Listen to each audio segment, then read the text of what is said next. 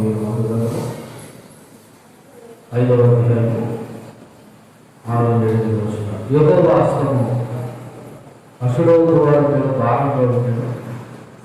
అషడోదు వారిని దాని సరిహద్దులో ఉన్న వారిని ఆయన గడ్డల రోగంతో మొత్తి వారిని హతము చేయగా, అషడోదు వారు సంభవించిన దాన్ని చూసి ఇశ్రాయేలు దేవుని హస్తం మన మీద, మన దేవదేవుడు దాగోను మీద బహుభారంగా ఉన్నదే, ఆయన మనసు మన మధ్య ఉండేది దీనికి కారణం కదా, అది ఇంకా మన మధ్య ఉండకూడదని చెప్పుకుని ఫిలిష్తీయుల సర్దారులందరినీ పిలువనంపించి ఇశ్రాయేలు దేవుని మనసు మనం ఏమి చేయమని అడిగేది. అందుకు వారు ఇశ్రాయేలు దేవుని మనసు ఇక్కడ నుండి గాతు పట్టణంకు పంపుడని చెప్పగా, జనులు ఇశ్రాయేలు దేవుని మనసు అక్కడ నుండి గాతులకు మోసుకుంటూ చిన్న ప్రార్థన చేసుకుందాం. పరిశుద్ధమైన ఈ చదవబడిన లేఖన భాగంలో ఉన్న సత్యాన్ని గ్రహించండి. వాక్యానుసారమైనటువంటి బ్రతుకు నిమిత్తము మీ కృప మాకు తోడుగా వచ్చి నాతోనూ ఇక్కడ ఈ కృపాసనానికి వచ్చిన విడుదలతో మాట్లాడి బలపరిచి విశ్వాసాలు స్థిరపరిచి ఇదిగోనయ్యా మీ యొక్క దైవ దీవెన చేత మిమ్మల్ని ఆశీర్వదించిన యేసుక్రీస్తునామములో ప్రార్థన అడిగి వేడుకుంటున్నాం. ఒకసారి ఇక్కడ ఏం జరిగిందనే విషయాన్ని గుర్తు చేసినట్లయితే మనకు తెలుసు 4వ అధ్యాయంలో ఇశ్రాయేలు ప్రజలకి ఫిలిష్తీయులకి మధ్య యుద్ధం జరగగా మందసాన్ని ఫిలిష్తీయులు పట్టుకుని పోయారనే విషయం మనకు తెలుసు. ఆ సంభవం జరిగిన సందర్భంలో ఏబేలు కుమారుడు అలాగే ఫినెహాసు యొక్క భార్య మరియు వీళ్ళందరూ చనిపోవడం జరిగింది. దేవుని యొక్క ప్రభావం ఇశ్రాయేలు మీద పోయిందని పుట్టిన వాడికి ఇకాబోద్ అనే పేరు పెట్టి ఆమె కూడా చనిపోయింది. అయితే 5వ అధ్యాయంలో ఫిలిష్తీయులు ఆ దేవుడి మనసాన్ని పట్టుకెళ్ళి ఏం చేశారంటే, వాళ్ళ దేవుడు అనబడుతున్న దాగోను దేవత లేదా దేవుడు ముందర ఏం చేశారంటే దాన్ని గట్టగా దేవుడు మొదటిసారి దాగోను దేవుడి యొక్క తల బాగా పడినట్టు వాళ్ళు తీసి మళ్ళా దాన్ని పెట్టగా రెండవ పాటు తలతో పాటు చేతులు కూడా తెగిపడి ముద్ర పడినట్టు చివరిగా వాళ్ళు ఇది గడప మీద పడదని చెప్పేసి గడపను దాటి గుళ్ళోకి వెళ్ళినట్టుగా మనం గత 5 వచనాలు ధ్యానం చేస్తాం. ఈ 6, 7, 8 వచనాలు ఈ 3 వచనాలు 3 విషయాలు మనకు జ్ఞాపకం చేస్తున్నాయి. 6వ వచనం శిక్ష. ఏంటి శిక్ష, ఎందుకు వచ్చింది? 7వ వచనం ఒప్పుకోరు. అసలు ఇది ఏం ఒప్పుకున్నారు? 8వ వచనం తరలింపు. ఏం తరలించారు అన్న ఈ 3 విషయాలు కూడా మనం ధ్యానం చేద్దాం. చూడండి, ఈ యొక్క 6, 7, 8 వచనాలకి మనం ధ్యానం చేసే అంశం ఏంటంటే యెహోవా హస్తం ఎవరిని విడిచిపెట్టదు. యెహోవా హస్తము ఎవరిని విడిచిపెట్టదు. కాబట్టి ఈ 6వ వచనం చూస్తే మొదటగా యెహోవా హస్తము అషడోదు వారి మీద భారంగా ఉండేను. అషడోదు వారిని దాని సరిహద్దుల్లో ఉన్న వారిని ఆయన గడ్డల రోగంతో మొత్తి వారిని హతము చేయగా అని రాయబడి ఉంది. ఇక్కడ మొదలుగా యెహోవా హస్తము అనేటువంటి ఒక మాట కనపడుతుంది. యెహోవా హస్తం అంటే మనకు తెలిసి హస్తం అంటే చేయనటువంటి భావన కలిగి ఉంది. ఇక్కడ యెహోవా హస్తం అంటే తన బలము, దేవుని యొక్క ప్రభావము, దేవుని యొక్క శక్తి, దేవుని యొక్క అధికారానికి పూర్తిగా ఉంది. యెహోవా హస్తం అంటే దేవుని యొక్క బలము, దేవుని యొక్క శక్తి, దేవుని యొక్క శౌర్యము, దేవుని యొక్క అధికారం అనేది ఇక్కడ కనబడతా ఉంది. అంతేకాదు దేవుడు ఇక్కడ ప్రత్యక్షంగా జోక్యం చేసుకున్నాడు. ఈ ఫిలిష్తీయుల విషయంలో మందసాన్ని బట్టి దేవుడే ప్రత్యక్షంగా జోక్యం చేసుకుని ఏం చేస్తున్నాడంటే తన సామర్థ్యాన్ని చూపిస్తున్నాడు. ఎవరి సామర్థ్యాన్ని? నిజ దేవుడి యొక్క సామర్థ్యాన్ని ఫిలిష్తీయులకి కల్లారా తెలియపరిచే విధంగా చూపిస్తున్నాడు. ఇక్కడ దేవుని హస్తం అనే మాటకి కొన్ని ఉదాహరణ చూసుకుంటే, ఒకసారి నిర్గమాకాండం 9వ అధ్యాయంలోకి వెళ్ళినప్పుడు అక్కడ కూడా దేవుని యొక్క హస్తం అన్న దాని గురించి ఒక మాట చదువుదాం. నిర్గమాకాండం 9వ అధ్యాయము 3వ వచనం మనం చదివినట్లయితే, ఇదిగో యెహోవా బాహుబలం బలంలో ఉన్నది, ఆ బలంలో ఉన్న నీ పశువుల మీదకి, ఒంటెల మీదకి, ఎద్దుల మీదకి, గొర్రెల మీదకి వచ్చును, మిక్కిలి బాధాకరమైన తెగులు కలుగును. అయితే యెహోవా ఇశ్రాయేలు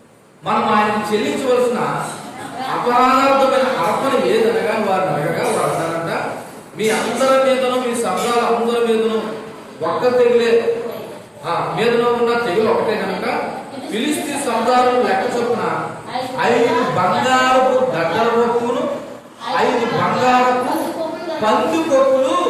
ఆ పందుకొక్కులు అంటే ఒక ఎలకల లాంటిది, ఒక పెద్ద సైజు ఎలకల లాంటి దాని ద్వారా వచ్చింది కాబట్టి దానికి సాదృశ్యంగా పందుకొక్కుల రూపంలో మీరు ఏం చేయండి, ఒక ప్రతిమను తయారు చేయండి అన్నట్టుగా చెప్పారు. సో ఇక్కడ ఉన్న అర్థాన్ని బట్టి బహుశా ఈ వ్యాధి అక్కడ ఉన్నటువంటి ఆ పందుకొక్కుల ద్వారా వచ్చిందేమో అన్నట్టుగా వాళ్ళు భావించారు. నిజానికి ఇది దేవుని యొక్క తీర్పు, దేవుని యొక్క శిక్ష. కాబట్టి ఈ ఫిలిస్తీయుల యొక్క పట్టణంలో అషడోదు పట్టణం లోపల పట్టణం ఆనుకున్న వారందరి మీద ఏమొచ్చిందంటే ఈ గడ్డలైనటువంటి రోగము వచ్చింది. అయితే ఈ 6వ వచనం నుండి వాళ్ళకి ఏదో జరిగింది కదా, మనం ఏం నేర్చుకోవాలి? వాళ్ళకి ఏం జరిగింది? మనసుదాన్ని తీసుకెళ్లి బొగ్గ పెట్టుకెళ్ళి తీసుకెళ్లి షోకేసులో పెట్టినట్టు వాళ్ళు దేవుడి ముందర పెట్టారు. అంటే ఇశ్రాయేలు మనసు వాళ్ళ దృష్టిలో ఏమనుకున్నారంటే ఏమి శక్తి లేనిది, బలహీనమైనది. ఎందుకంటే మన దేవుడి ముందు ఇశ్రాయేలు దేవుడు మనసు ఏమైపోయింది, ఓడిపోయింది అన్నిటిగా చాలా చులకనగా భావించారు. కానీ దేవుని యొక్క శక్తి, దేవుని యొక్క ప్రభావం, మీ గతవారం చెప్పాను, తన గౌరవాన్ని తాను కాపాడుకుంటాడు. ఏ వ్యక్తి అపవిత్రం చేసినా, ఏ వ్యక్తి చులకం చేసినా దేవుడు తన గౌరవాన్ని కాపాడుకుంటాడు. కాబట్టి ఏం చేశారంటే దేవుడు వాళ్ళని, ఆ పట్టణస్థులను భారమైన గడ్డల చేత మొత్తగా వాళ్ళు ఏమైపోయారంట, అర్థమైపోయారు, చనిపోయారు. ఒకరు పొడిస్తే ఏ విధంగా అర్థమైపోతారో ఈ గడ్డల వల్ల, ఈ రోగాల వల్ల వాళ్ళందరూ ఏమైపోయారంట, చనిపోయారంట. ఇది వాళ్ళ విషయంలో జరిగింది. ఇప్పుడు మనం ఏం నేర్చుకోవచ్చు ఈ వచనం ద్వారా అనే మాట ఆలోచన చేస్తే ఇక్కడ చూడండి, దేవుని సన్నిధిని శత్రువులు అపవిత్రం చేసిన, ఒకవేళ ఇంకేసి దేవుడు ఎరిగిన వారే దేవుడి సన్నిధిని అపవిత్రం చేసిన, తన గౌరవాన్ని తన దేవుడు ఏం చేసుకుంటాడు, కాపాడుకుంటాడు. దీనికి బదులుగా వచ్చేది ఏంటంటే దేవుని యొక్క శిక్ష. అది శత్రువులైనా, ఒకవేళ దేవుని ఎరిగిన వారు చేసిన వారైనా అపవిత్రం చేసిన దానికి ఏం కలుగుతుందంటే దేవుని యొక్క శిక్ష. ఇక్కడ చూడండి, ఫిలిస్తీన్లు దేవుడి మనసాన్ని ఏదో ఒక ట్రోఫీగా, ఏదో ఒక బహుమతిగా భావించి తీసుకెళ్ళి వాళ్ళు దాకుని దేవుడి ముందు పెట్టుకున్నారు. కానీ అదే మనసు వాళ్ళకి ఎలా మారిందంటే శాపంగా మారింది. అదే మనసు వాళ్ళకి ఎలా మారింది, శాపంగా మారింది. ఎందుకు మారింది అంటే దేవుడు వాళ్ళని శపించేశాడన్నా, ఏదో శాపంగా ఎంచడానికి కారణం అంటే ఇశ్రాయేలు దేవుడు మనస్సు దగ్గరకు వస్తే ఎవరైనా నాశనం అయిపోతారంటే అది కాదు. ఆయన్ని ట్రీట్ చేసే విధానంలో, మనసాన్ని గౌరవించే విధానంలో గౌరవించలేదు. పైగా మనసాన్ని తీసుకెళ్ళి ఏం చేశారంటే అపవిత్ర పరిచారు. దేవుడితోనూ దేవుని యొక్క సన్నిధితోనూ ఆటలు ఆడకూడదు. దేవుడితోనూ దేవుని యొక్క సన్నిధితోనూ మనం ఏం చేయకూడదు, ఆటలాడకూడదు. ఆటలాడుకోవడం అంటే అర్థం ఆషామాషిగా చులకనగా దేవుడి సన్నిధిని చూడకూడదు. అనుకోవచ్చు, దేవుడు నన్ను ఏం చూడట్లేదే, నన్ను ఏమి చేయట్లేదే, నన్ను ఏమి అంటలేదే అని అనుకోవచ్చు. కానీ దేవుడు ఆలోచన చేస్తున్నాడు, అవకాశం ఇస్తున్నాడు. కానీ మనకు తెలుసు కదా, యాకోబు పత్రికలో పాపానికి జీతమే మరణం. అది కొన్నిసార్లు మరణం కావచ్చు, కొన్నిసార్లు వ్యాధి అవ్వచ్చు, ఇబ్బంది అవ్వచ్చు, ఏదైనా అవ్వచ్చు. కానీ పాపానికి మాత్రం ఏముందంటే జీతం అనేది ఉంది. కాబట్టి ఇక్కడ ఈ ఫిలిస్తీ యొక్క సర్దారులు లేకపోతే ఈ అషడోదు పట్టణం వారు దేవుని మనస్సాన్ని వీళ్ళు ట్రీట్ చేసిన విధానాన్ని బట్టి, వీళ్ళ అగౌరవపరిచిన విధానాన్ని బట్టి దేవుడు తన శక్తిని ఆ అషడోదు పట్టణం వారికి తెలియపరిచి ఏం చేశారంటే వాళ్ళకి గడ్డలు కలిగించి వాళ్ళు మొత్తగా వాళ్ళ మీద అనుకున్నారంట, దేవుని యొక్క హస్తం మన మీద ఎలా ఉంది, భారంగా ఉంది అనుకున్నారంట. అనుకుని ఏం చేశారంట, 7వ వచనం చూడండి. 7వ వచనం, అషడోదు వారు సంభవించిన దాన్ని చూచి ఇశ్రాయేలు దేవుని హస్తము మన మీదను, రెండోది మన దేవదేవుడు దాగోని మీదను బహుభారంగా ఉన్నదే, ఆయన మనసుము మన మధ్య ఉండిటియే దీనికి కారణం కదా, అది ఇక మన మధ్య ఉండకూడదని చెప్పుకుని. ఈ 7వ వచనానికి మనం నేర్చుకోవాల్సిన విషయం ఏంటంటే ఒప్పుకోరు. ఏం ఒప్పుకున్నారనే విషయాన్ని జ్ఞాపకం చేస్తే, ఇక్కడ అషడోదు పట్టణం వారు సంభవించిన దాన్ని చూసి, అంటే ఈ జరిగిన దాన్ని చూసి, 6వ వచనంలో ఏం జరిగింది వాళ్ళకి, వాళ్ళ యొక్క జనాభాలో, అది పురుషులో స్త్రీలో మొత్తం మీద వాళ్ళ రహస్య స్థలంలో వాళ్ళకి ఏం కలిగి అంటే గడ్డలు కలిగి చనిపోయిన దాన్ని బట్టి, ఈ సంభవించిన దాన్ని బట్టి వాళ్ళు వినడం కాదంట, కళ్ళారా ఏం చేశారంట, చూశారు. కళ్ళారా ఏం చేశారంట అంటే దేవుని యొక్క మందస్సు యొక్క ప్రభావాన్ని, ఏదో మనము ఇంతకుముందు యెహోషువ గ్రంథంలో రాహాబు స్త్రీ అంటది, మీ దేవుడి యొక్క గొప్పతనాన్ని మేము వినగా మా గుండెలు ఏమైపోయాయి, అల్లిపోయాము, బెంబేలెత్తిపోయాము, బెదిరిపోయామంట. వింటే బెదిరిపోయారంట. కానీ ఇక్కడ అలా కాదు. ఈ అషడోదు పట్టణం వారు దేవుని యొక్క మందస ప్రభావాన్ని, దేవుని యొక్క సన్నిధి ప్రభావాన్ని ఏం చేశారంట, కళ్ళారా చూచిన దాన్ని బట్టి, సంభవించిన దాన్ని చూచి, అంటే జరిగిన దానిని చూచి ఏం చేశారో తెలుసా, వాళ్ళు 2 విషయాలు తెలుసుకున్నారు. ఒకటి ఏంటంటే దాగోను దేవుడు అనగా మన దేవుడు అనబడుతున్న అషడోదు వారు అంటున్న మాట, దేవుని యొక్క మందస్సు ఎదుట మన దేవుడు నిలవలేక పోయాడు. ఎందుకంటే మనం ఏదో అనుకున్నాం, మన దేవుడి యొక్క తల చేతులు తెగిపడిపోతే ఏదో అనుకున్నాం, కానీ ఇది ఎవరి ప్రభావం తెలుసా, ఆ ఇశ్రాయేలు దేవుని యొక్క మందస్సు యొక్క ప్రభావం అని తెలుసుకున్నాం. రెండోది, పట్టణం అంతా గడ్డల వ్యాధితో ఒకేసారి నిండిపోయినట్టు. ఇప్పుడు హాస్పిటల్ మొత్తం ఊర్లో ఉన్న వారందరితో ఒకేసారి వెళ్ళి జాయిన్ అయిపోయారనుకో, వ్యాధులతో బాధతో ఎలా ఉంటుంది, చాలా భయంకరంగా ఉంటుంది కదా. వాళ్ళు ట్రీట్మెంట్ జరిగితే బాగుపడ్డవాడు వెనకపోతారన్న అవకాశం ఉంది. ఇక ట్రీట్మెంట్ ఏం లేదు, రావడం చావడం, ఇలా పట్టణం అంతా మరి ఒకేసారి ఈ గడ్డల వ్యాధితో నిండిపోయేసరికి ఇదంతా వాళ్ళ కళ్ళాలో చూసి, ఇది యాదృచ్ఛికంగా జరిగింది కదా బాబు, దీనికి కారణం ఏంటంటే ఇశ్రాయేలు యొక్క దేవుని మందస్సు అని ఒప్పుకున్నాం అంటే వాళ్ళు ఏం చేసుకున్నారు, మాట్లాడుకున్నారు, గ్రహించి వాళ్ళు ఏమంటున్నారు చూడండి, ఆయన హస్తము అనగా ఇశ్రాయేలు దేవుడి యొక్క హస్తము మన మీదను, రెండోది మన దేవత యొగు దాగోను మీదను ఎలా ఉందంట, బహుభారంగా ఉన్నది. బహుభారంగా అంటే ఇంకా భరించలేనంత భారంగా ఉన్నది అలా అంటున్నారు. ఈ రోగానికి కారణం దేవుని యొక్క తీర్పు. ఈ రోగానికి కారణం ఏంటి, దేవుని యొక్క తీర్పుని ఒప్పుకుంటున్నారు. అయితే ఒక రకంగా ఇది పెద్ద ఒప్పుకోలేనే చెప్పాలి. పెద్ద ఒప్పుకోలేంటి ఏంటి తెలుసా, ఒక శత్రువు ఇది దేవుని యొక్క గొప్పతనం అని ఏం చేస్తున్నారు, ఒప్పుకుంటున్నారు. ఇప్పుడు ప్రభు నమ్మిన వారు మనం సాక్ష్యాలు చెప్పి ఇది దేవుడు చేసిన అద్భుత కార్యము అని మనం చెప్పడం వేరు, ప్రభువుని విశ్వసించలేనుడు, పైగా ఫిలిస్తీన్లు ఇశ్రాయేలుకి శత్రువులు, అటువంటి వారు ఇది ఇశ్రాయేలు దేవుడి యొక్క గొప్పతనం అని చెప్పడం వేరు. అయితే వీళ్ళు మంచి ఒప్పుకోలైతే ఒప్పుకున్నారు కానీ ఈ తీర్పు మన దేవుడు మన మీద, అంటే మనం ఏ దేవుడైతే నమ్మేమో ఆ దేవుడు ఈ వచ్చినటువంటి తెగులు ఏం చేయలేకపోయాడు, ఆపలేకపోయాడు. యెహోవాయే మనల్ని మన దేవుణ్ణి ఓడించాడు. కాబట్టి ఇశ్రాయేలు దేవుని యొక్క మందస్సు మన యొద్ద ఉండకూడదని ఒక కన్క్లూజన్ వచ్చారంట. ఏముండకూడదని వచ్చారు, ఇశ్రాయేలు దేవుని యొక్క మందస్సు మన మధ్యన ఉండకూడదు. మన మధ్యన ఈ మందస్సు ఉండడం వల్ల ఏమొచ్చింది, మనకి వ్యాధులు బాధలు వచ్చాయి. చూడండి, ఇంతకు ముందు 4వ అధ్యాయంలో ఇశ్రాయేలు ప్రజలు ఫిలిస్తీన్లతో యుద్ధానికి వెళ్ళినప్పుడు మనం యుద్ధంలో ఓడిపోవడానికి కారణం ఏంటంటే మన మధ్యన ఏం లేదు, మందస్సము లేదు. కాబట్టి మనం ఏం చేద్దాము, మందసాన్ని తీసుకొద్దామని ఆలోచించారు. ఇప్పుడు ఫిలిస్తీన్లు పట్టణం అనబడుతున్న అషడోదులో వాళ్ళ మధ్యన ఏముంది, మందసం ఉంది. ఇప్పుడు మందసం ఉన్నందుకు వీళ్ళు ఏం చేస్తున్నారు, వీళ్ళు బాధపడుతున్నారు.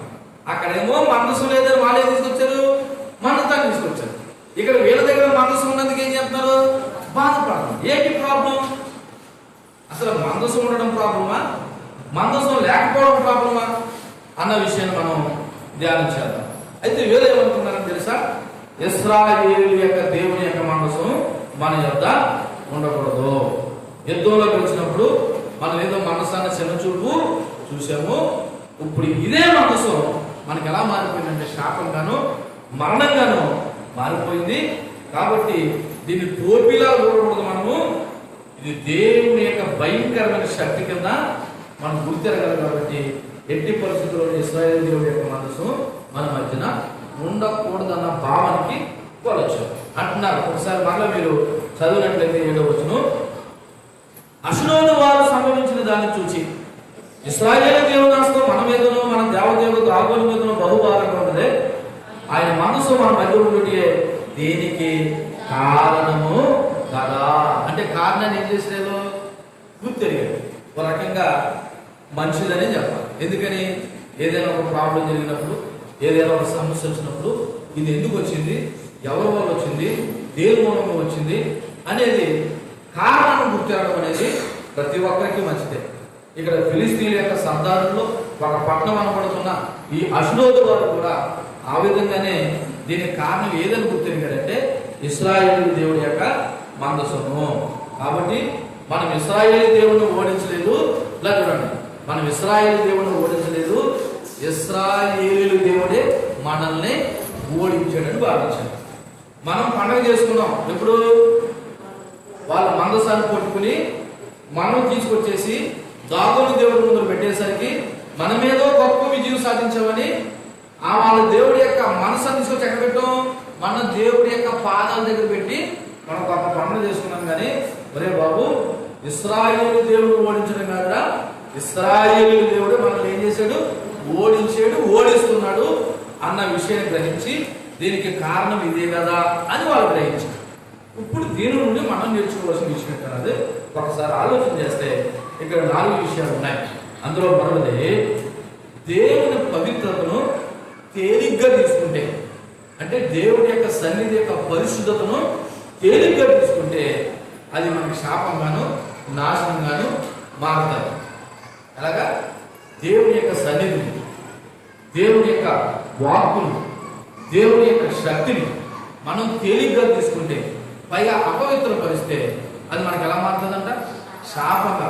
ఫిలిస్తీన్లకే కాదు, దేవుడి సన్నిధిని అపవిత్రపరిచిన వారు ఎవరైనా సరే వాళ్ళకి ఎలా మారుతుందంటే అది శాపంగా నాశనంగా మారుతుందని ఒక భయం ఉండాలి. రెండోది, వీళ్ళు ఈ ఫిలిస్తీన్లు అంటున్నారు యెహోవాయే నిజమైన దేవుడని, ఇశ్రాయేలు దేవుడి యొక్క మందసమే దీనికి కారణమని, వీళ్ళ దేవుడే గొప్పవాడని గ్రహించినట్లు ప్రతి శత్రువు ఒక రోజు ఒప్పుకోవాల్సి వస్తుంది. ప్రతి శత్రువు ఒక రోజు ఏం చేయాల్సి వస్తుంది? ఒకసారి ఫిలిప్పీయులకు రాసిన పత్రిక 2వ అధ్యాయము 10-11 వచనాలు ఒకసారి మనం చదువుదాం. ఫిలిప్పీయులకు రాసిన పత్రిక 2వ అధ్యాయము 10-11 వచనాలు. భూమి మీద ఉన్న వారిలో కానీ భూమి క్రింద ఉన్న వారిలో కానీ ప్రతి వాని మోకాలను యేసు నామమున ఒప్పునట్లును ప్రతి వాని నాలుగు తండ్రి అయిన దేవుడు మహిమాత్మే యేసుక్రీస్తు ప్రభువుని ఒప్పుకున్నట్లు దేవుడు ఆయన అధికంగా హెచ్చించి ప్రతి నామమునకు పైనామమున ఆయన ఏం చేసిను? అనుగ్రహించు. యేసు ప్రభువే నిజమైన దేవుడు ఒకరోజు ఏం చేస్తారంట? ఈ ఫిలిస్తీన్లు ఎలాగైతే ఒప్పుకున్నారో, ఈ అష్డోదు పట్టణంలో ఎలాగైతే ఒప్పుకున్నారో, ఒకరోజు భూ ప్రపంచంలో ఉన్న ప్రతి ఒక్కరు ఏం చేస్తారు? ఒప్పుకొని తేవలసిందే. ఎందుకంటే ఇశ్రాయేలు దేవుడు అనబడుతున్న యెహోవాయే, లేదా మన దేవుడు అనబడుతున్న యేసుక్రీస్తుయే ఈరోజు నిజమైన దేవుడు అనే విషయం ఆనాడు ఫిలిస్తీన్ల పట్టణస్థులైన అష్డోదు వారు గ్రహించారు. రాబోయే రోజుల్లో ప్రతి ఒక్కరు కూడా గ్రహిస్తారు. మూడవది, దేవుడికి విగ్రహాలపై దేవుని యొక్క సంపూర్ణ శక్తిని వివరిస్తుంది. అంటే దేవుళ్ళు దేవతలు అనబడుతున్న వారి మీద దేవుడికి ఏముంది? సంపూర్ణ శక్తి, అధికారం ఉంది. సాధారణంగా ఆ దేవుడి జోలికి వెళ్ళకండి, ఆ దేవుడు మనం శిక్షిస్తాడేమో అని ఒకవేళ ఇతరులు ఒకవేళ అంటే అనవచ్చేమో, కానీ క్రైస్తవులు అనబడుతున్న మనం మాత్రం వాళ్ళ దేవుడి దగ్గరికి, వాళ్ళ దేవత దగ్గరికి వెళ్ళకండి, లేకపోతే ఆ దేవుడి యొక్క ప్రభావం మన మీద ఏమైనా చూపిస్తాదేమో అని అంత అనుకోవాల్సిన భయం ఏమీ లేదు. ఎందుకంటే మన దేవుడు మిగిలిన దేవుళ్ళు దేవతల కంటే గొప్పవాడనే విషయం ఇక్కడ లేఖనాలు స్పష్టంగా చేస్తారు. ఇప్పుడు దావీదు దేవుడు వాళ్ళు ఏమనుకున్నారు, మా దేవుడే గొప్పవాడు అంటున్నారు. కానీ ఇశ్రాయేలు దేవుడి యొక్క మనసం ఆ వాళ్ళలో ప్రవర్తించిన తీరును బట్టి, దేవుడి సన్నిధిని బట్టి ఇప్పుడు ఏ ఒప్పుకోవాల్సి వస్తుంది? దేవుడికి విగ్రహాల మీద సంపూర్ణ శక్తి అధికారం ఉంది. దేవుడు ముందు ఏ విగ్రహం ఏం చేయాలా, తల వంచవలసిందనే విషయం మనం గ్రహించాం. నాలుగోది, ఇలా చూడండి, మన గురించి మనం చెప్తున్నాం అంటే నేటి సంఘంలో పడుతున్న క్రైస్తవులు దేవుని పట్ల ఆయన సన్నిధికి గౌరవంతో సమీపించాలి. సన్నిధి అంటే ఒకవేళ మందిరం అనుకుంటున్నారేమో, ఈ మందిరమనే కాదు, దేవుడి దగ్గర ఉన్నవాళ్ళు, దేవుడితో ఉన్నవాళ్ళు, దేవుడు ప్రేమిస్తున్న వాళ్ళు, దేవుడు నమ్మేమనుకుంటున్న ప్రతి ఒక్కరు కూడా గౌరవంగా సమీపించి ఆయన పవిత్రతను అంగీకరించి మనం కాపాడాలి. అంటే దేవుని యొక్క పరిశుద్ధతను మనం ఏం చేయాలి?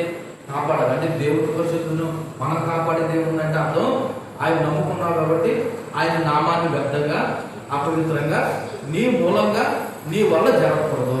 ఎందుకంటే ఆయన అతి భయంకరుడు.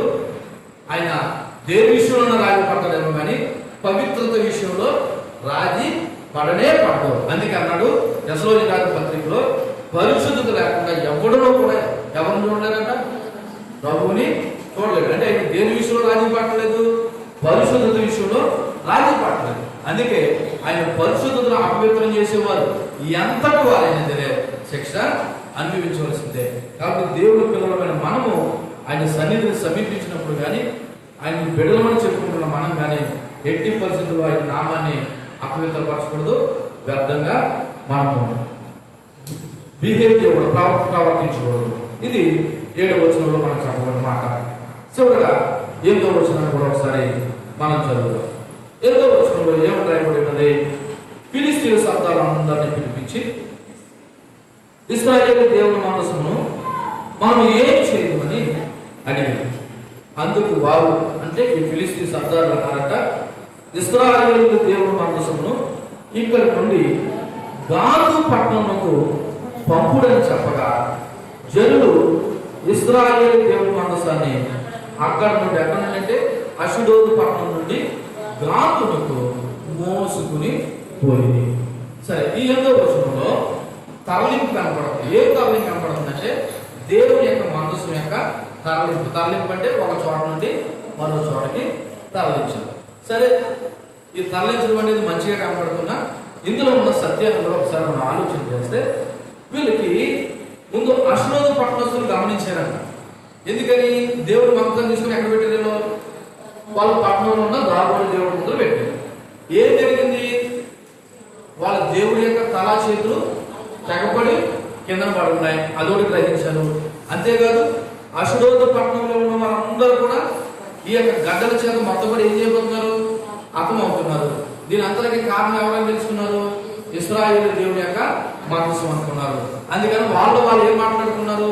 ఎట్టి పరిస్థితుల్లో ఈ మందసాన్ని ఉంచకూడదు అని ముందు ఆ పట్టణస్తులు మాట్లాడుకుని మిగిలిన సర్దాలను కూడా పిలిచారు. ఫిలిష్తీయుల సర్దారులోనే 5 అంటే 5 ప్రధానమైన పట్టణాలు ఉన్నాయి. అవి ఏమేమి అంటే, ఫస్ట్ అషుడోద్, రెండోది గాదు, రెండోది ఏంటి?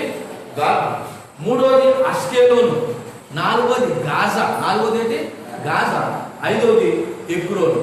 ఈ 5 కూడా ఒక అతి పెద్దమైనటువంటి పట్టణాలు అనమాట. ఈ ఫిలిష్తీయ సర్దారులకి అతి పెద్దమైనటువంటి పట్టణాలు అనమాట. ఇప్పుడు వీళ్ళు ఏం చేశారంటే, ఇప్పుడు ఈ మనసు ఎక్కడ ఉంది? అషుడోదు పట్టణంలో ఉంది. ఇప్పుడు ఈ మనసాన్ని ఎక్కడ తీసుకెళ్లాలని ప్లాన్ చేసుకున్నారు? గాదు పట్టణాన్ని పంపించాలనుకున్నారు.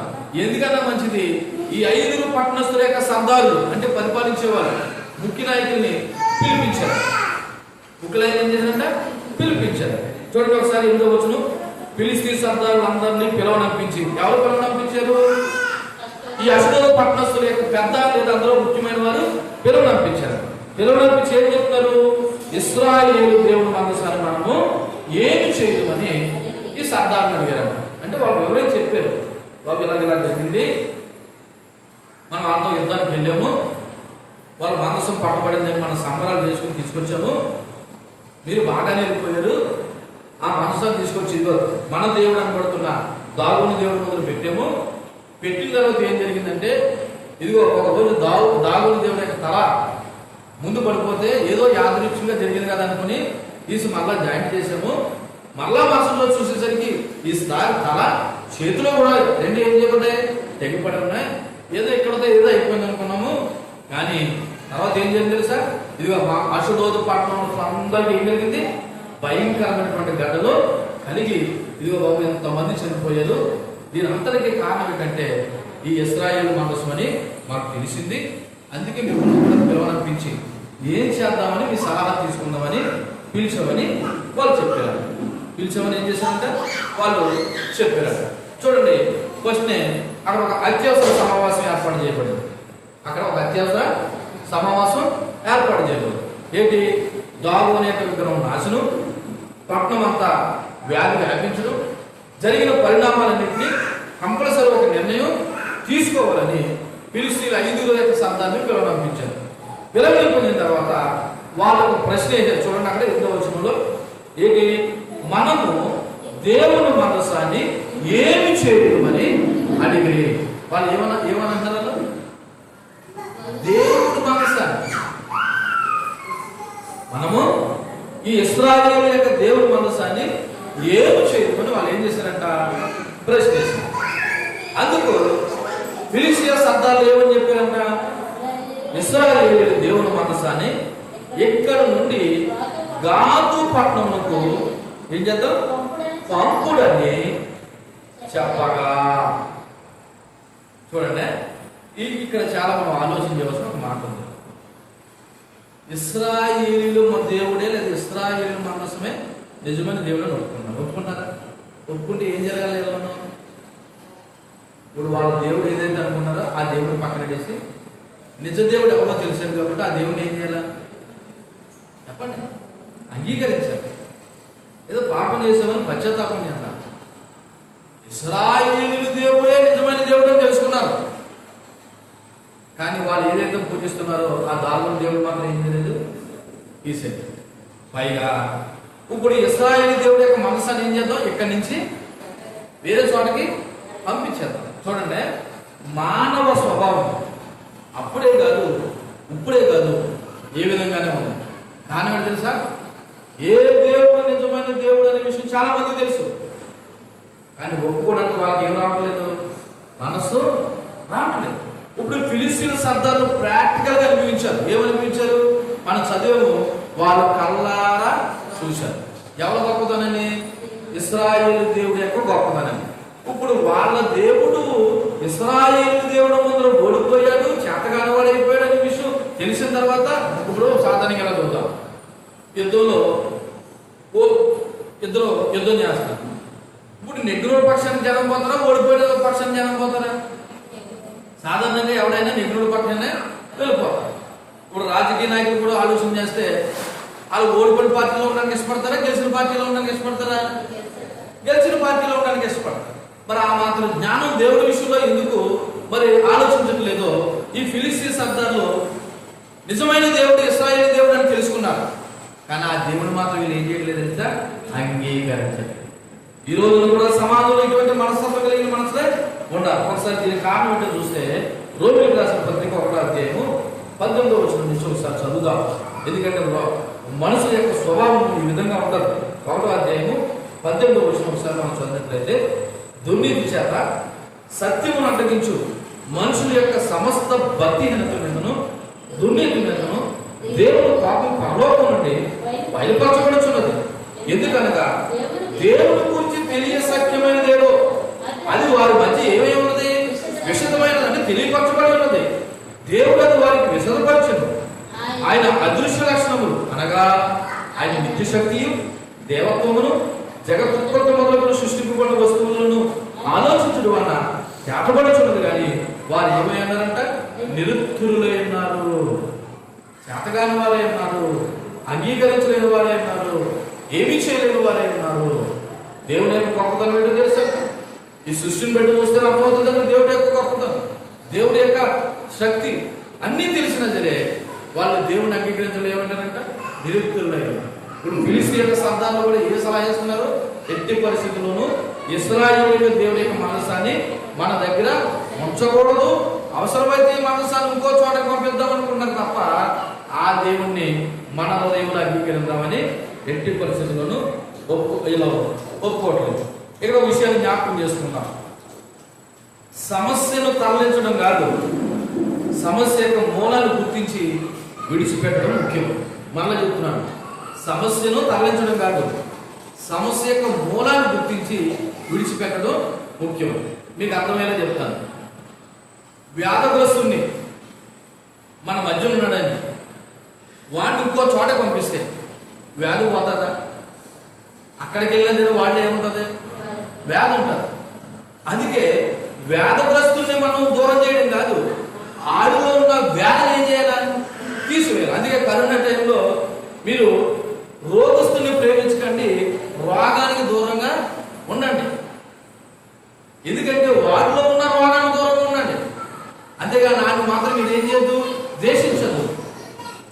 అలాగే ఇక్కడ మనం కూడా ఏది గ్రహించాలంటే సమస్యలు గ్రహించి సమస్యలు గుర్తిరిగి ఆ సమస్యను విడిచిపెట్టాలి తప్ప సమస్యలు ఒక ప్రాంతం నుంచి మరొక ప్రాంతానికి పంపించేసినంత మాత్రాన సమస్య నీకు తీరిపోతామో కానీ అక్కడ మాత్రం వాడికి ఏం మొదలవుతుంది?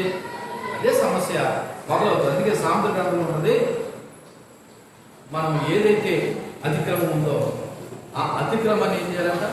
ఒప్పుకుని విడిచిపెట్టాలి. అతిక్రమం చేయబడి వర్తిల్లడు, వాడిని ఏం చేయాలా?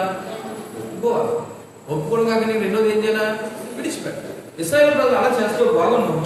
కానీ ఈ ఫిలిస్తీన్ సర్దార్లు అందరూ వీటంతటికీ కారణం ఇశ్రాయేలు దేవుడి యొక్క మనస్సు అని గుర్తెరిగారు. కానీ ఆ మనస్సు యొక్క దేవుని ఏం చేయాలంటే వాళ్ళ హృదయంలో అంగీకరించలేకపోయారు. ఏం చేద్దాం అనుకున్నారంటే ఆ దేవుడి యొక్క మనస్సాన్ని ఈ చోట నుండి మరొక చోటకి ఏం చేద్దాం అనుకున్నారో వాళ్ళు పంపి వేద్దాం అనుకున్నారు. కాబట్టి ఓ నిర్ణయానికి వచ్చి ఏమంటారంటే అర్జెంటుగా ఈ దేవుని మనస్సాన్ని గాతు పట్టణానికి ఏం చేయండి, తీసుకెళ్ళిపోయాడు, ట్రాన్స్ఫర్ చేసేది. ఎందుకంటే ఈ మనసు అషులోని పట్టణంలో ఉంది కాబట్టి మీకే కలుగుతుంది ఇబ్బంది. అదే గాతు పట్టణానికి పోయిందనుకో అక్కడి నుంచి దీని యొక్క ప్రభావం మీ మీద ఉండదనుకున్నారు అవివేక మనుషులు. కానీ దేవుడు సర్వంతర్యామి అని ఎక్కడి నుంచి అయినా సరే ఏం చేయగలదు? తన ప్రభావాన్ని చూపించగలరు. అది దేవుడిలో ఉన్న గొప్ప శక్తి. మన నిజ దేవుడు అనబడుతున్న దేవుడిలో ఉన్నటువంటి గొప్ప శక్తి. ఆయన ఒక ప్రాంతానికి పరిమితమైన వాడు కాదు. ఆయన సర్వ సృష్టికర్త, సర్వం అంతటి మీద ఆయనకి ఏముంది? అధికారం ఉంది. కానీ వీళ్ళేం భావించారంటే ఈ దేవుడి మనస్సాన్ని అసలు పట్టణం నుంచి గాతు పట్టణం తీసుకెళ్ళిపోతే ప్రాబ్లం క్లియర్ అనుకున్నారు. కానీ వీళ్ళ అవివేకం, వీళ్ళ అజ్ఞానం, వీళ్ళ చేతకంతనం, వీళ్ళ పాపాన్ని మాత్రం ఏం చేయలేదంటే విడిచిపెట్టలేకపోయారు. కాబట్టి మనస్సాన్ని తిరిగి ఇశ్రాయేలుకి ఇంకో విషయం, ఇక్కడ ఇంకో మాట చెప్పాలి. వాళ్ళే ఆ ఇశ్రాయేలు మనసు మాట్లాడుతున్నారు కాబట్టి ఇశ్రాయేల్ మనసు అంటున్నారు, దేవుడు మనసు అంటున్నారు. ఇది ఎక్కడి నుంచి తీసుకొచ్చారు? వాళ్ళకి ఇచ్చేయచ్చు కదా, గొడవ సరిపోద్ది. వీళ్ళు ఎక్కడి నుంచి తీసుకొచ్చారు? ఇశ్రాయేలు ఎక్కడి నుంచి తీసుకొచ్చారు? ఒరే బాబు, మీ మనసు మా మధ్య ఉండడం వల్ల మాకేమైపోతుంది, ఇబ్బంది అయిపోతుంది, మరణాలు వచ్చేదని చెప్పేసి తీసుకెళ్ళి అక్కడ చెప్పచ్చు కదా. అలా చేయదు. ఎందుకు తెలుసా? అలా చేస్తే నైతికంగా ఓడిపోయామన్న ఫీలింగ్. పైగా మా దేవుడి కంటే మీ దేవుడే గొప్పని చెప్పవలసిన పరిస్థితి వస్తుందని, వాటర్ని అంగీకరించవలసి వస్తుందని ఏం చేశారంటే వీళ్ళు దేవుడి మనసాన్ని ఒక చోట నుంచి మరో చోటకి పంపించే ప్రయత్నం చేశారు. ఈ రోజున కూడా మనుషులు పాపాన్ని ఒక చోట నుంచి ఒక చోటకి ట్రాన్స్ఫర్ చేస్తారు. ఇక్కడైతే అందులో చేసేస్తారు. ఎక్కడ పోదాం? ఎవ్వరూ చూడలేని చోటకి పోదాం. ఈ ఊళ్ళో అయితే అందులో చూసేస్తారు, ఈ ఇంట్లో అయితే అందులో చూసేస్తారు. కాబట్టి నీకు ఫోన్ ఉంది కాబట్టి నాకు ఫోన్ ఉంది కాబట్టి నేను లొకేషన్ పెడతాను, అక్కడికి వచ్చే ఎవరో చోట చోటకి వెళ్ళిపోతాం. వాళ్ళు అర్జీలో పోతాం, లేకపోతే ఇంకో ఊరికి పోతాం, ఇంకో దేశం పోతాం అంటున్నారు తప్ప ఇదిగో పాపం ఎక్కడికి వెళ్ళినా సరే నన్ను పట్టిస్తుంది అన్నటువంటి భయం ఉన్న ప్రజలకి లేదు. ఇశ్రాయేలు ప్రజలు కూడా వాళ్ళ మనసారి ఒక చోట నుంచి ఒక చోటకి పంపించేస్తే చాలనుకున్నారు. కానీ అసలు మన పాపమే దీనికి కారణం అనే విషయం వాళ్ళు గ్రహించలేకపోయింది. ఇశ్రాయేలు మనసు మనం చంపట్లేదు, వీళ్ళు ఇశ్రాయేలు మనసు పట్ల ప్రవర్తించిన అపవిత్రతను బట్టి, అవివేకతను బట్టి వాళ్ళు ఏం చేయబడుతున్నారు? చంపబడుతున్నారు. ఈ రోజున ఏ రోగమైన, ఏ వేదన, ఏ బాధ అయినా దేవుడు నేను బతుకుతున్నాడంటే దానికి కారణం నేను చంపాలని కాదు, నీలో ఉన్న పాపాన్ని గుర్తిరగాలి. నీలో ఉన్న పాపాన్ని గుర్తిరిగి ఏం చేస్తావు? తీసివేయాలని దేవుడు బతుకుతున్నాడు. ప్రజలు ఏం చేస్తున్నారు తెలుసా? ఇక్కడైతే మన పాపాన్ని అందరూ చూసేస్తున్నారు, ఇక్కడైతే మనం మాట్లాడుకునేది వినేస్తున్నారు. కాబట్టి ఎవరో లేని చోట, ఏ ఒక్కరు చూడలేని చోట మనం పోదాము అని అనుకుంటున్నాను. కానీ దావీదు అంటాడు, ఆకాశంకి ఎక్కిపోయినను, సముద్రంలోకి పోయినను, సముద్ర అగాధ జలంలోకి పోయినను, నేను ఎక్కడికి వెళ్ళి పోయినా అక్కడ ఉన్నాము. ఈ గ్రహింపు ఈ రోజున క్రైస్తవులు కూడా లేకుండా పోయింది. ఫిలిష్తీయులు లేకుండా పోయిందంటే అర్థం ఉంది, వాళ్ళు దేవుని ఎరిగిన వారు, అవిశ్వాసం. కానీ దేవుని ఎరిగిన వారు కూడా ఈరోజు ఏం చేస్తున్నారు తెలుసా? పాపాన్ని గుర్తిరిగి విడిచిపెట్టలేదు, పాపాన్ని ట్రాన్స్ఫర్ చేస్తున్నారు. ట్రాన్స్ఫర్ అంటే ఏంటి? ఒక చోట నుంచి మరొక చోట, ఓ స్థలం నుంచి మరొక స్థలానికి ట్రాన్స్ఫర్ చేస్తున్నారు తప్ప అసలు ఈ పాపమే నన్ను పట్టి పీడిస్తుంది అన్న విషయాన్ని మర్చిపోతా ఉన్నాం. కాబట్టి ఇక్కడ మనం ఆలోచించవలసిన విషయం ఏంటంటే, వాళ్ళు మందసాన్ని ప్రాబ్లం ఎంచుకున్నారు తప్ప వాళ్ళే ప్రాబ్లం అన్న విషయం వాళ్ళు గ్రహించలేదు. కాబట్టి మందసాన్ని ఇశ్రాయేలు ప్రజల దగ్గరికి పంపించలేదు, అలాగైతే నాశనం చేయలేరు. దేన్ని? ఇశ్రాయేలు మందసాన్ని కూడా వాళ్ళు ఏం చేయలేరు, నాశనం చేయలేరు. నాశనం చేస్తే ఏం జరుగుతుందో సంఖ్యలకి తెలుసు, భయం. ఆల్రెడీ మందసాన్ని తీసుకుని మన మధ్య పెట్టుకున్నందుకు ఎంత జరిగింది. ఇంకా ఇశ్రాయేలు దేవుడు యొక్క మందసాన్ని కానీ మనం నాశనం చేసి మొక్కలు చేసామంటే ఇంక వావు ఆయన మనం ఏం చేస్తారని ఒక భయం అయితే ఉంది. కానీ వీళ్ళు ఏం చేస్తారు తెలుసా? ఆ దేవుని మాత్రం వీళ్ళు అంగీకరించలేకపోతారు. అంతేకాదు వీళ్ళు ఏం చేశారంటే ప్లేస్ మారిస్తే సరిపోతుంది అనుకున్నారు. ఏం మారిస్తే? ప్లేస్ మారిస్తే అంటే అష్డోదు నుంచి గాతుకు తీసుకెళ్ళిపోతే పని అయిపోద్ది అనుకున్నారు.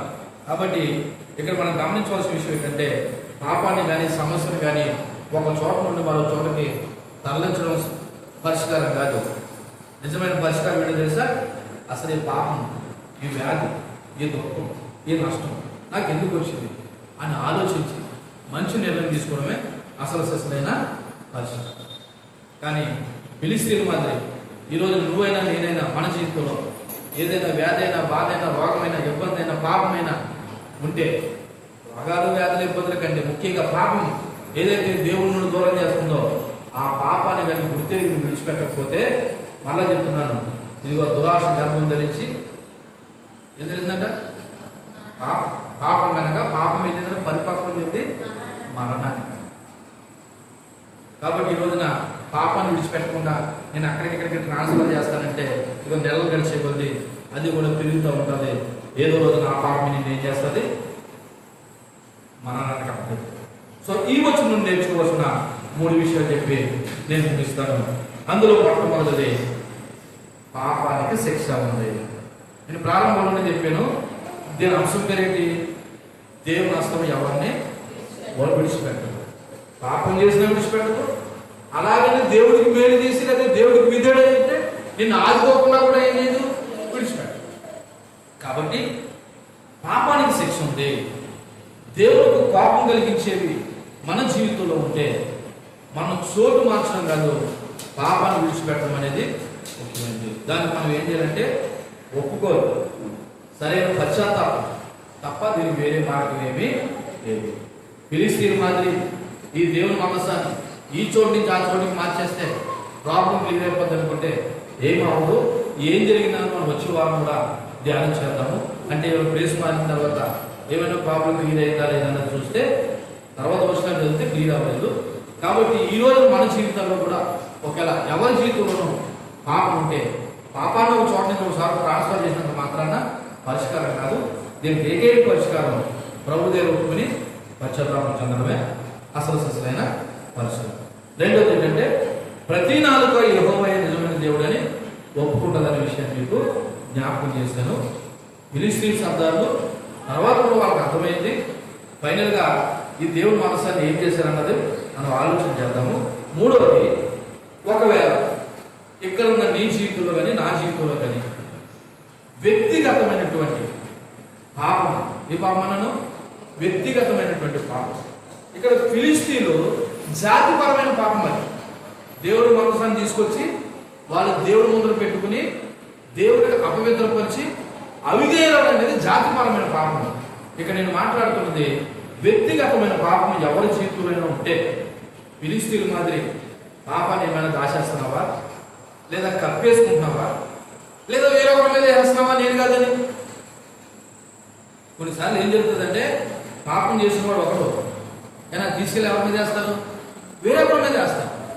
అలాగే వేరొకరి మీద వేసేసి లేదా కప్పేసుకుని లేకపోతే దాచేసుకుంటే గుర్తుపెట్టుకోవాలి, పాపం నేను బహిర్గతం చేస్తాను, పాపమే నేను పట్టించేస్తాను. ఎవరో పట్టించరు. ఏ పాపం అయితే చేసావో ఆ పాపం నేను ఏం చేస్తుంది? పట్టించేస్తాను.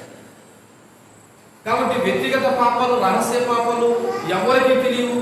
నేను మెయింటైన్ చేయగలుగుతానంటే చేయగలుగుతావు, నీకున్న జ్ఞానం బట్టి కొంతవరకు కొన్ని రోజులు చేయగలుగుతావు. కానీ ఒక రోజున ఏం చేయబడుతుంది తెలుసా? బట్టబయలైపోతుంది. నింద, అవమానం, అటువంటి సమయంలో ఏదో చేసుకోవాలని దుష్టాలోచన, ఇటువంటివన్నీ జరగకముందే దీనికి ఏకైక మార్గం మళ్ళా చెప్తున్నాను. మనము పాపము లేదా నువ్వు చేసుకున్న పాపము విడిచిపెట్టి ప్రభు దగ్గర ఒప్పుకొని పశ్చాత్తాపం చెంది తప్ప దాచేసుకుని కప్పేసుకుని ఇంకోరి మీద వేసేసావా నష్టపోయేది నీవే. ఒక రోజు తప్పకుండా పాపం పట్టబయలవుతుంది. కాబట్టి ఈ 6-7 వచ్చిన నుండి మనం నేర్చుకోవాల్సిన విషయం ఏంటో తెలుసా? మొదటగా నువ్వు చేసిన పాపానికి లేదా నేను చేసిన పాపానికి ఏముంది? శిక్ష ఉంది. రెండవది, ఇశ్రాయేలు దేవుడే నిజమైన దేవుడని నువ్వు నోటితో పలికిన దానివి హృదయంలో కూడా ఒప్పుకుంటే బాగుంటుంది. వీళ్ళు దేవుడు మనసుమే కారణమని ఒప్పుకున్నారు కానీ ఈ మనసుని హృదయంలో ఏం చేయలేదు, వాళ్ళు చేర్చుకోలేదు. మూడవది, వీళ్ళు దేవుడు మనసాన్ని ఒక చోట నుంచి ఇంకో చోట ట్రాన్స్ఫర్ చేసేది తప్ప ఆ దేవుడిని వాళ్ళ హృదయంలో అంగీకరించకుండా లేదా సమస్య యొక్క మూలాన్ని గుర్తెరగకుండా ఆలోచన చేశారు. ఒక నువ్వైనా నేనైనా సమస్య యొక్క మూలాన్ని గుర్తెరగకుండా పాపాన్ని ట్రాన్స్ఫర్ చేయాలనుకుంటే గుర్తుపెట్టుకో, పాపం ఎక్కడైనా పాపమే, ఆ పాపం నేను ఎప్పుడైనా కాటేస్తుంది. కాబట్టి ఇశ్రాయేలు యొక్క చరిత్రలో ఫిలిస్తీన్ జీవితాల్లో జరిగింది, నా జీవితంలో జరగట్లేదని అనుకోకు. మళ్ళీ చెప్తాను, ఉదయం చెప్పాను, ఏమని చెప్పానంటే ఇందులో ఉన్న ధర్మశాస్త్రం అనబడుతున్నది ప్రతిదీ దేవుడు నెరవేర్చాడు, కానీ ఇందులో ఉన్న వాక్యం మనకి కూడా ఏమవుతుంది? వర్తిస్తుంది. ధర్మశాస్త్ర సంబంధమైన ఆచారాలను నియమాలను దేవుడు ఏం చేశాడు? నెరవేర్చేశాడు. ఆయనంత మాత్రాన పాత నిబంధనతో వాక్యంతో మనకి పని లేదనడానికి లేదు. ఇందులో ఉన్న ప్రతి వాక్యము మన ఆధ్యాత్మిక పురుగలిపేది. పాపం అయితే ఇదిగో దీనికి ఫలితం ఇలా ఉంటుందని చెప్పేది. ఒకవేళ నిజమైన పశ్చాత్తాపం చెందితే దాని యొక్క మేలు కూడా ఎలా ఉంటుందని మనకి పాత నిబంధన లేఖన గ్రంథాలు తెలియపరుస్తున్నాయి. ఈ పూట ఈ చదవబడిన లేదా వినబడిన ఈ వాక్యం ద్వారా ఒకవేళ ఫిలిస్తీన్ మాదిరి ఏమైనా పాపాన్ని మన జీవితంలో ఉంటే ఒప్పుకుందాం, విడిచిపెడదాం, పశ్చాత్తాపం చేద్దాం. యేసుప్రభువే నిజమైన దేవుడని వీళ్ళు ఒప్పుకున్నట్టుగా హృదయంలో కూడా ఒప్పుకుందాం.